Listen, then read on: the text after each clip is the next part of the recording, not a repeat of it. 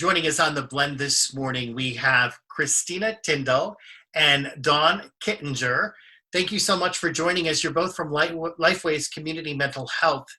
And, with so many changes taking place in the past 9 months in youth and their families' lives, I would assume that people are needing mental health services more than ever before. So how is LifeWays Community Mental Health helping out families? So I'll take that one, Bob. So LifeWays offers a variety of services for youth, really starting at age 0 and up. We offer everything from outpatient therapy to outpatient medication management, that's a visit with a child psychiatrist, psychological testing and assessments, and even referrals to more intense levels of care, which will be things such as home-based services or autism services.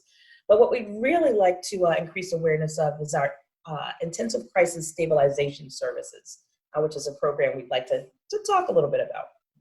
So, Christina, I'm not familiar with what that means. What is intensive crisis stabilization? I can take that, Bob. Our intensive crisis stabilization services works with the children and families that are going through acute crisis. We assist them in connecting them to services to avoid hospitalization or detention. We have a team that responds to the community, to the schools, to different organizations, to the home directly in the hospitals.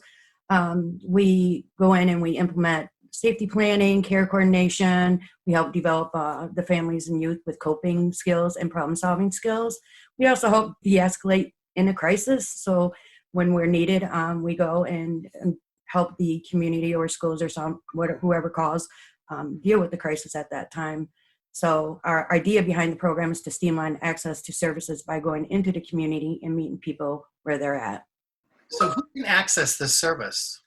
Sure, really any family, community agency, hospitals, schools, even the police department, anyone working with youth up to age 21, specifically youth that have feelings of fear, depression, anxiety, anger, thoughts of self-harm, suicidal thoughts, or thoughts of hurting others. Any of those those youth are able to access services. And then how can they access them? They can call our 24-hour hotline 7 days a week and ask for the intensive crisis stabilization services. And we'll respond. It'll be tasked out to us and we'll respond. Or they can do a walk-in in our Jackson office in between the hours of 10 and 7, and we'll respond then. Thank you for what you do. We're going to put your information on the screen. Thanks for joining us this morning.